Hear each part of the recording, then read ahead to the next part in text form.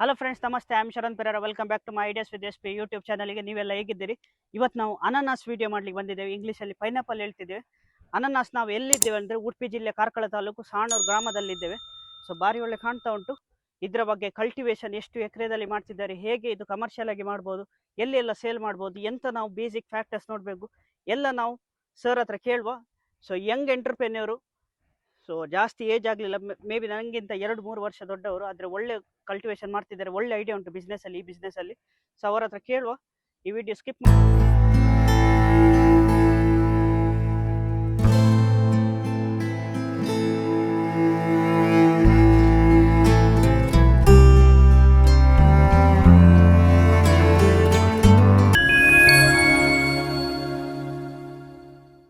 Friends, ಇವತ್ತು ನಮ್ಮೊಟ್ಟಿಗಿದ್ದಾರೆ Jeevan Kotian. Sir ಹೇಗಿದ್ದೀರಿ? ಹುಷಾರಿದ್ದೇನೆ. ಸರ್, ನೀವು ಎಷ್ಟು ವರ್ಷದಿಂದ ಇದು ಪೈನಾಪಲ್ ಬಿಸ್ನೆಸ್ ಅನ್ನು ಮಾಡ್ತಿದ್ದೀರಿ? 1 ವರ್ಷ. 1 ವರ್ಷ. ಸೊ ಇದು ಎಷ್ಟೆಲ್ಲ ಬ್ರೀಡ್ ಉಂಟು ಪೈನಾಪಲ್ ಅಲ್ಲಿ? ಇದರಲ್ಲಿ ರಾಜ ಮತ್ತೆ ರಾಣಿ 2 ಬ್ರೀಡ್ ಉಂಟು. ಇದು ರಾಣಿ. ಇದು ರಾಣಿ. ಮತ್ತೆ ಬೇರೆ ಇದು ಯಾವುದು ಗಿಡ? ಅದು ಬೇರೆ ಬೇರೆ ನಮೂನೆ ಉಂಟಂತ ಹೇಳ್ತಾರೆ. ಗಿಡ ಅಂದ್ರೆ ಇದು ರಾಣಿಯಲ್ಲಿ ಇನ್ನೊಂದು ರಾಜ ಬರ್ತದೆ, ಅದರಲ್ಲಿ ಮುಳ್ಳಿರುವುದಿಲ್ಲ, ಇದರಲ್ಲಿ ಮುಳ್ಳಿರ್ತದೆ. ತುಂಬಾ ಇದು ಶಾರ್ಪ್ ಇರ್ತದೆ, ನಮ್ಗೆ ಆಗ್ತದೆ ಜಾಸ್ತಿ. ಕೇರಳ ಮಾರಿಸ್ ಅಂತ ಹೇಳ್ತಾರೆ ಇದಕ್ಕೆ. ಹೌದು. ಓಕೆ, ಇದು ಕೇರಳ. ಇದು ಬೇರೆ ಉಂಟಾ ಇದರಲ್ಲಿ ಹಾಗೆ? ಇದರಲ್ಲಿ ಮತ್ತೆ ಇನ್ನೊಂದು ಗಂಡು ಹೆಣ್ಣು ಆ ತರ ಇರ್ತದೆ. ಅದರಲ್ಲಿ ಗಂಡು ಇದರಲ್ಲಿ ಅದರ ಆಗುದಿಲ್ಲ, ಪೈನಾಪಲ್ ಆಗುದಿಲ್ಲ. ಸೊ ಇದು ಎಲ್ಲ ರಾಣಿಯ ಇಲ್ಲಿ ಇರುದು? ಹೌದು. ಇದು ಎಷ್ಟು ಎಕರೆದಲ್ಲಿ ಉಂಟು? 3 ಎಕರೆ. 3 ಎಕರೆ. ಈಗ ಯಾವಾಗ ನಡಿಬೇಕು? ಕರೆಕ್ಟ್ ಟೈಮ್ ಯಾವುದು ನಡಿಲಿಕ್ಕೆ? ಟೈಮ್ ಅಂತ ಏನಿಲ್ಲ, ಯಾವಾಗ ನಟ್ರು ಆಗ್ತದೆ ಇದು. ಮತ್ತೆ ನಾವು ಸೀಸನ್ ನೋಡಿ ನಡುದು, ಯಾವ ಸೀಸನ್ ಅಲ್ಲಿ ಪೈನಾಪಲ್ಗೆ ಡಿಮಾಂಡ್ ಇರ್ತದೆ ಆ ಸೀಸನ್ಗೆ ನಡುದು. ಮತ್ತೆ ಈ ಸೀಸನ್ ಅಲ್ಲಿ ಜಾಸ್ತಿ ಗಿಡ ಸಿಗ್ತದೆ, ಅಂದ್ರೆ ಎಲ್ಲ ಪೈನಾಪಲ್ ಕಟ್ ಮಾಡಿ 1 ತಿಂಗಳ ನಂತರ ಗಿಡ ಸಿಗ್ತದೆ. ಹಾಗೆ ಆ ಸೀಸನ್ ಅಲ್ಲಿ ಸಿಕ್ಕಿದ್ರೆ ಒಳ್ಳೇದು ನಡ್ಲಿಕ್ಕೆ. ಯಾವ ಸೀಸನ್ ಒಳ್ಳೇದು? ಯಾವಾಗ? ಸೀಸನ್ ಮೇ ಅಲ್ಲಿ ನಟ್ರೆ ಒಳ್ಳೇದು, ಮತ್ತೆ ಮಳೆ ಮಳೆ ಬರ್ತದಲ್ಲ. ಹೌದು. ಹಾಗೆ ರೆಡಿ ಆಗ್ತದೆ ಬೇಗ. ಒಂದು ಗಿಡ ನಟ್ಟ ಮೇಲೆ ಎಷ್ಟು ತಿಂಗಳಲ್ಲಿ ಆಗ್ತದೆ ಫ್ರೂಟ್ ಆಗ್ತದೆ? ಒಂದು 9 ತಿಂಗಳು ಬೇಕು, 10 ತಿಂಗಳು ಬೇಕು. 10 ತಿಂಗಳಲ್ಲಿ ಫ್ರೂಟ್ ಬರ್ತದೆ. ಮತ್ತೆ ಇದರಲ್ಲಿ ಗ್ರೇಡ್ ಉಂಟಂತ ಹೇಳ್ತಾರೆ. ಯಾವ ಗ್ರೇಡ್? ಯಾವುದಕ್ಕೆ ಹೇಗೆ ಗ್ರೇಡ್ ಕೊಡ್ತಾರೆ? ಅದು ಒಂದು ಪೈನಾಪಲ್ 1 kg ಮೇಲೆ ಬಂದ್ರೆ ಎ ಗ್ರೇಡ್. 800 ಗ್ರಾಮ್ ಇದ್ರೆ ಬಿ, 800 ಗ್ರಾಮ್ಗಿಂತ ಕೆಳಗಿದ್ರೆ ಸಿ. ಈಗ ಎ ಗ್ರೇಡಿಗೆ ಎಷ್ಟು ಇರ್ತದೆ ಇಲ್ಲಿದು ರೇಟ್? ಎ ಗ್ರೇಡ್ ಈಗ ಮಾರ್ಕೆಟ್ ರೇಟ್ ಲೋಕಲ್ ಆದ್ರೆ ಒಂದು 45 ಆ ಥರ 50 ತನಕಿದೆ. ಹೊರಗೆ ಕಳಿಸೋದಾದ್ರೆ ಸ್ವಲ್ಪ ಕಮ್ಮಿ, 45 40 ಆ ಥರ 35 ಎಲ್ಲ ಕೊಡ್ತಾರೆ, ಅಂದ್ರೆ ಗ್ರೇಡ್ ನೋಡಿ ಕೊಡ್ತಾರೆ. ಓಕೆ. 3 ಎಕರೆಯಲ್ಲಿ ಎಷ್ಟು ಟನ್ ಆಗ್ತದೆ? ಎಷ್ಟು ತೆಗಿಬಹುದು ನೀವು? ನಮ್ಗೆ ಅಂದ್ರೆ ಇದು ಫಸ್ಟ್ ಅಲ್ಲ, ಈಗ ಕಟಿಂಗ್ ಆಗ್ತಾ ಉಂಟು, ಗೊತ್ತಿಲ್ಲ ಎಷ್ಟು ಬರ್ತದಂತ. ಫೈನಲ್ ಇನ್ನು ಎಲ್ಲ ಕಟಿಂಗ್ ಆದ್ಮೇಲೆ ನೋಡ್ಬೇಕು. ಸೊ ಫಸ್ಟ್ ಟೈಮ್ ನೀವು ನೋಡುದು. ನಿಮಗೆ ಈ ಫೀಲ್ಡ್ ಅಲ್ಲಿ ಎಕ್ಸ್ಪೀರಿಯನ್ಸ್ ಉಂಟಾ? ಎಕ್ಸ್ಪೀರಿಯನ್ಸ್ ಅಂದ್ರೆ ನಾನು ಮುಂಚೆ ಅಲ್ಲಿ ಮತಾಯ್ಸ್ ಪೈನಾಪಲ್ ಅಲ್ಲಿ 1 ವರ್ಷ ಅಕೌಂಟೆಂಟ್ ಆಗಿ ಕೆಲಸ ಮಾಡಿದ್ದೆ. ಹಾಗೆ ಲಾಸ್ಟ್ಗೆ ಎಲ್ಲ ನಾನೇ ಮಾಡ್ತಿದ್ದೆ, ನೋಡ್ಕೊಳ್ತಿದ್ದೆ ಅಲ್ಲಿ. ಹಾಗೆ ಸ್ವಲ್ಪ ಐಡಿಯಾ ಇತ್ತು, ನಾನೇ ಸ್ವಂತ ಮಾಡ್ತಿದ್ದೇನೆ. ಈಗ ನಿಮ್ದು ಸ್ವಂತ ಇದು.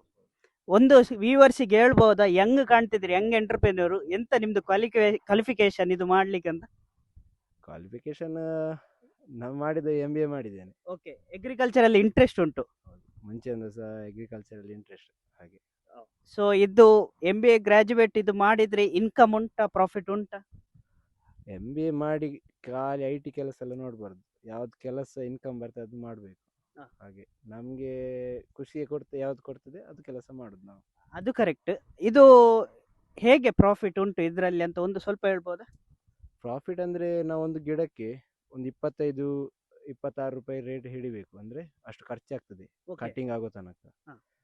ಹಾಗೆ ನಮ್ಗೆ ಈಗ ಈ ಸೀಸನ್ ಅಲ್ಲಿ ಒಂದು 40 ರೂಪಾಯಿ ರೇಟ್ ಇದ್ರೆ ನಮ್ಗೆ ಪ್ರಾಫಿಟ್ ಬರ್ತದೆ. ಅದೇ ಕೆಲವೊಮ್ಮೆ 20 ರೂಪಾಯಿ ಇರ್ತದೆ, 20 ಕೆಳಗೆ ಸಿಗ್ತದೆ, 25 ಇರ್ತದೆ, 30. ಅದು ಸೀಸನ್ ಅಂದ್ರೆ ಡಿಮಾಂಡ್ ಮೇಲೆ ಇರ್ತದೆ. ಹಾಗೆ ನಮ್ದು ಎಂತ ಇದು ಒಳ್ಳೆದಿದ್ರೆ ಕರೆಕ್ಟ್, ಹಣೆ ಬರ ಒಳ್ಳೆ ಇದ್ರೆ. ಮತ್ತೆ ಇದು ಪೈನಾಪಲ್ ಎಲ್ಲಿ ಎಲ್ಲ ಕಳಿಸ್ತೀರಿ ನೀವು? ಈಗ ಆಗ್ತಾ ಉಂಟು, ಲೋಡ್ ಆಗ್ತಾ ಉಂಟು, ಎಲ್ಲಿ ಕಳಿಸ್ತೀರಿ? ಏಜೆಂಟ್ಗೆ ಕೊಡುದು, ನಾವು ಹಾಗೆ ರಿಸ್ಕ್ ತಗೊಳ್ಳಿಕ್ಕೆ ಹೋಗುದಿಲ್ಲ. ಅವರಿಗೆ ಕೊಟ್ರೆ ಅವರು ಎಲ್ಲಿ ಬೇಕು ಅಂದ್ರೆ ಡೆಲ್ಲಿ, ಅಹಮದಾಬಾದ್, ಕಾಶ್ಮೀರ ತನಕ ಹೋಗ್ತದೆ. ಓಕೆ. ಇಲ್ಲಿ ಊರಲ್ಲಿ ಪೈನಾಪಲ್ ಆದದ್ದು ಅಲ್ಲಿ ಅಷ್ಟು ದೂರ ಹೋಗ್ತದೆ. ಎಲ್ಲ ಇಂಡಿಯಾ ಹೋಗ್ತದೆ, ಆಲ್ ಇಂಡಿಯಾ. All India. ನಮ್ಮ ಊರಲ್ಲಿ ಡಿಮಾಂಡ್ ಉಂಟಾ ಮ್ಯಾಂಗ್ಳೂರು ದಕ್ಷಿಣ ಕನ್ನಡ? ಮ್ಯಾಂಗ್ಳೂರಲ್ಲಿ ಕೂಡ ತುಂಬಾ ಡಿಮಾಂಡ್ ಉಂಟು ಕಲರ್ ಪೈನಾಪಲ್ಗೆ. ಗ್ರೀನ್ ತಗೊಳ್ಳೋದಿಲ್ಲ, ಅಂದ್ರೆ ಇಲ್ಲಿ ರೆಡಿ ಅಲ್ಲ, ಹಾ. ಲೋಕಲ್ ಅಲ್ಲ, ಹೌದು. ರೆಡಿ ಇರಬೇಕು. ಡಿಮಾಂಡ್ ಇರ್ತದೆ.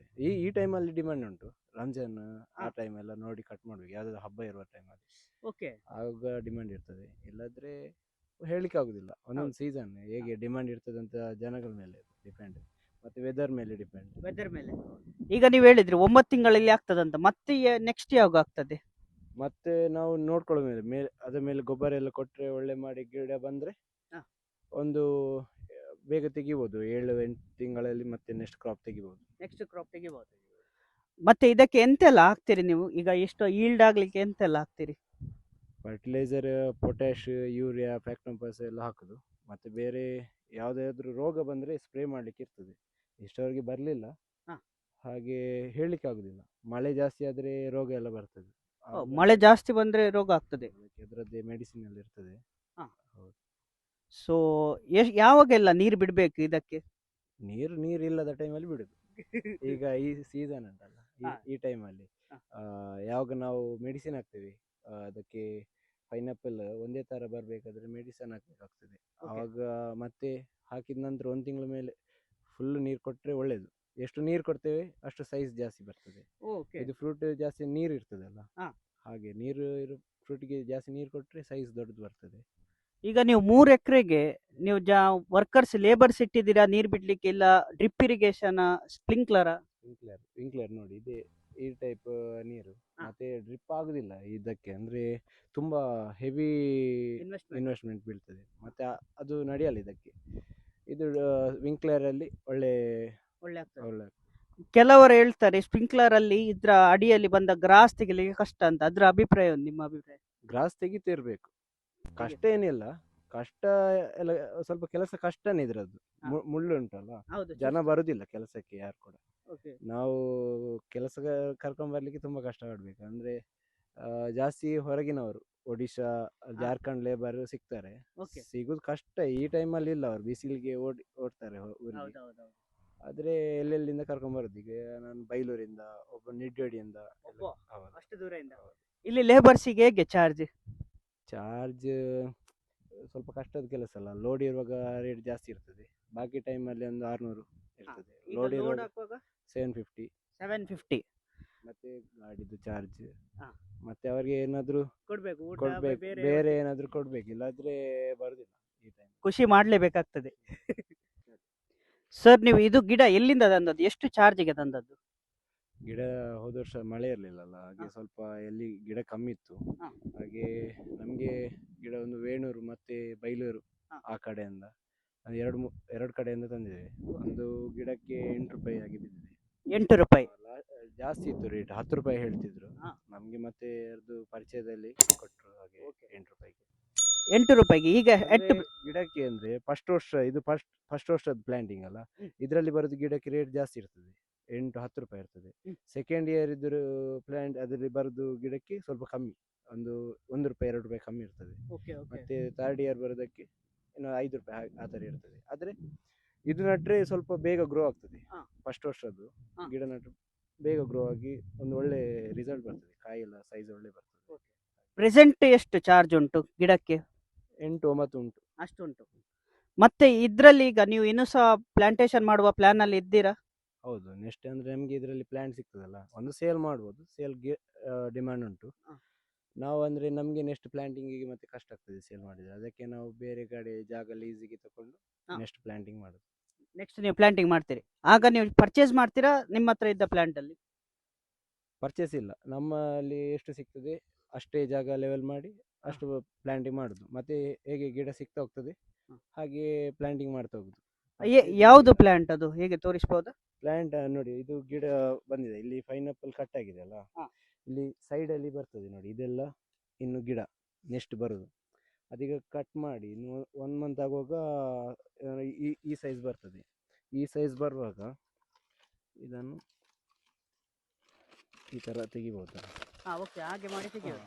ಇದು ಗಿಡ ಇದನ್ನು ನೆಕ್ಸ್ಟ್ ಪ್ಲಾಂಟಿಂಗ್ ಮಾಡ್ಬೋದು. ಅದು ಅದರಲ್ಲಿ ನೆಕ್ಸ್ಟ್ ಪೈನಾಪಲ್ ಆಗ್ತದ? ಯಾವ್ದು ಹೌದು ಆಗ್ತದೆ. ಒಂದು 2 ಗಿಡ ಬಿಟ್ಟು ಬಾಕಿದು ಗಿಡ ತೆಗಿಬೇಕು. ಒಂದು 3-4 ಗಿಡ ಬರ್ತದೆ. ಹ. 1 ಇಲ್ಲ 2 ಗಿಡ ಬಿಡುದು, ಬಾಕಿದು ತೆಗೆಯುದು. ಇದನ್ನು ಮತ್ತೆ ನೆಕ್ಸ್ಟ್ ಪ್ಲಾಂಟಿಂಗ್ ಮಾಡ್ಬೋದು. ಓಕೆ, ಇದು ಒಳ್ಳೆ ಗಿಡ.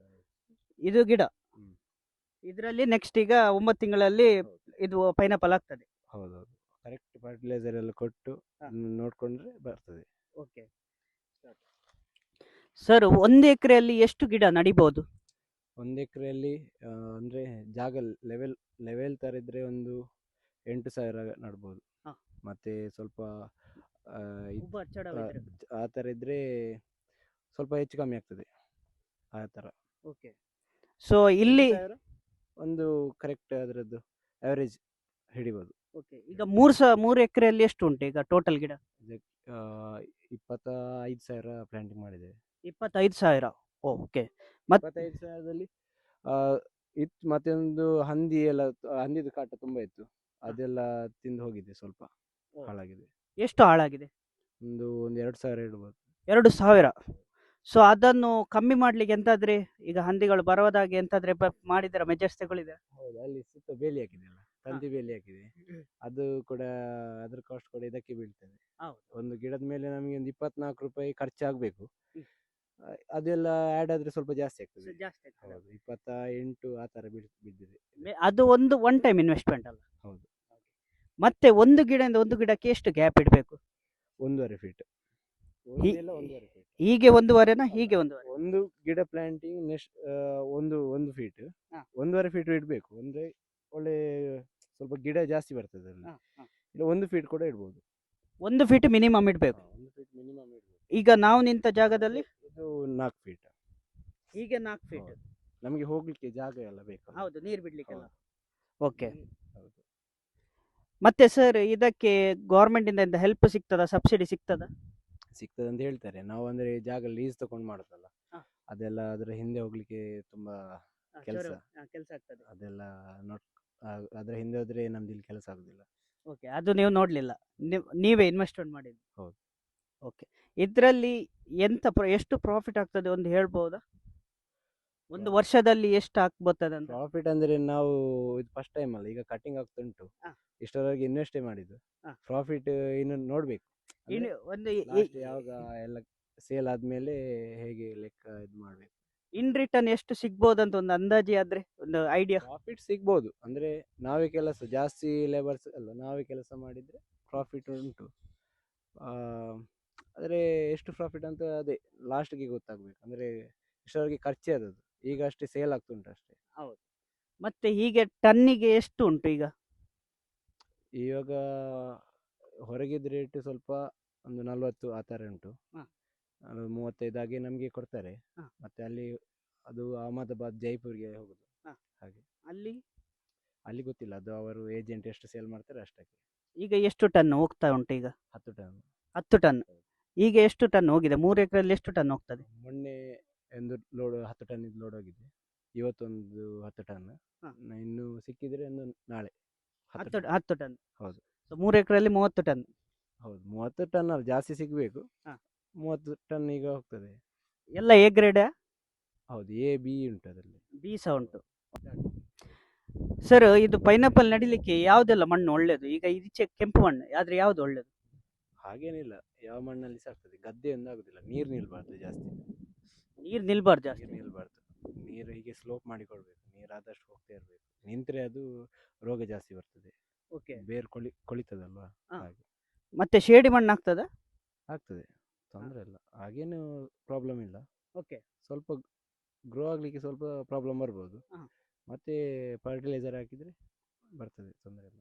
ಇದು ಕಮರ್ಷಿಯಲ್ ಮಾಡ್ಲಿಕ್ಕೆ ಈಗ ಲೆವೆಲ್ ಜಾಗನೇ ಬೇಕಾ, ಉಪ್ಪರ್ ಚಡವ್ ಇದ್ರೆ ಆಗ್ತದೆ? ಅದು ನಮಗೆ ಜಾಗ ಯಾವ ಥರ ಇದೆ ಆ ಥರ, ಜಾಸ್ತಿ ಖರ್ಚು ಮಾಡಬಾರ್ದು. JCB ಖರ್ಚು ಒಂದು 6 ರೂಪಾಯಲ್ಲಿ ನಿಲ್ಬೇಕು ನಮಗೆ ಒಂದು ಗಿಡಕ್ಕೆ. ಒಂದು ಗಿಡಕ್ಕೆ? ಹೌದು. ಸೊ ಎಲ್ಲ ಕ್ಯಾಲ್ಕುಲೇಷನ್ ಮಾಡಿ ಸ್ಟಾರ್ಟ್ ಮಾಡ್ಬೇಕು. ಹೌದು. ಈಗ ಹೊಸಬ್ರಿಗೆ ಎಂತ ನೀವು ಸಲಹೆ ಕೊಡ್ತೀರಾ, ಒಂದು 3 ವಿಷಯ ಎಂತ ನೋಡ್ಬೇಕಾದ್ರೆ? ಅದೇ ಮಾಡ್ಬೋದು, ಕೃಷಿ ಮಾಡಿ. ಹ. ಇನ್ನು ಫ್ಯೂಚರಲ್ಲಿ ಕೃಷಿ ಬೇಕು, ಎಲ್ಲಾದ್ರೆ ಹೊಟ್ಟೆಗಿಲ್ಲ ಯಾರಿಗೆ ಸಹ. ಅದು ಕರೆಕ್ಟ್. ಮಾತ್ರ ನೀವು ಮನೆಯಲ್ಲಿ ಇದು ಮನೆಗೆ ಯೂಸ್ ಮಾಡ್ತೀರಾ ಇಲ್ಲ ಕಮರ್ಷಿಯಲ್ಗೆನೆಲ್ಲ? ಮನೆಗೆ ಎಷ್ಟು ಬೇಕು ಅಷ್ಟು ಯೂಸ್ ಮಾಡಿ, ಮತ್ತೆ ಕಮರ್ಷಿಯಲ್ ಎಲ್ಲ ಕಮರ್ಷಿಯಲ್ಗೆ. ಪರ್ಪಸ್ ಮಾಡಿ. ಫ್ರೆಂಡ್ಸ್, ನಿಮಗೆ ಪೈನಾಪಲ್ ಬಗ್ಗೆ ಎಲ್ಲ ಇನ್ಫಾರ್ಮೇಶನ್ ಸಿಕ್ಕಿದೆ ಅಂತ ಎನಿಸ್ತೇನೆ. ಇನ್ನು ಎಂತ ಇದ್ರೆ ಕಮೆಂಟ್ ಹಾಕಿ, ಸರ್ ಹತ್ರ ಕ್ಲಾರಿಫೈ ಮಾಡಿ ಕಮೆಂಟ್ಸ್ಗೆ ರಿಪ್ಲೈ ಕೊಡ್ತೇನೆ. ಮತ್ತೆ ಅವರು ನೆಕ್ಸ್ಟ್ ಅವರು ಪ್ಲಾಂಟೇಶನ್ ಮಾಡ್ತಿದ್ದಾರೆ ನೆಕ್ಸ್ಟ್ 3 ಎಕರೆಯಲ್ಲಿ. ಅದ್ರ ಪ್ಲಾಂಟೇಶನ್ ವಿಡಿಯೋ ಬೇಕಾದರೆ ಕಮೆಂಟ್ ಮಾಡಿ ಹೇಳಿ, ನಾನು ಸಪ್ರೇಟ್ ವಿಡಿಯೋ ಒಂದು ಮಾಡ್ತೇನೆ. ಮತ್ತೆ ಸರ್ ನಿಮಗೆ ಥ್ಯಾಂಕ್ಸ್, ನಿಮ್ಮ ಟೈಮ್ ಕೊಟ್ಟಾಕಿ, ಇನ್ಫಾರ್ಮೇಶನ್ ಕೊಟ್ಟಾಕಿ. ಮತ್ತೆ ಈ ವಿಡಿಯೋನ ನಾನು ಇಲ್ಲೇ ಎಂಡ್ ಮಾಡ್ತಿದ್ದೇನೆ. ಈ ವಿಡಿಯೋ ಇಷ್ಟ ಆದರೆ ಲೈಕ್ ಮಾಡಿ, ಆದಷ್ಟು ಜನರಿಗೆ ಶೇರ್ ಮಾಡಿ, ಹೇಗಿತ್ತು ಕಮೆಂಟ್ ಮಾಡಿ ಹೇಳಿ. ಇಷ್ಟು ತನಕ ನಮ್ಮ channel ideas with SP YouTube channel subscribe ಮಾಡಲಿ. Please subscribe to my channel, bell icon ಒತ್ತಿರಿ. ಇನ್ನು ನಾನು ನೆಕ್ಸ್ಟ್ ವಿಡಿಯೋಲಿ ಸಿಗುತ್ತೇನೆ. ಬಾಯ್ ಬಾಯ್.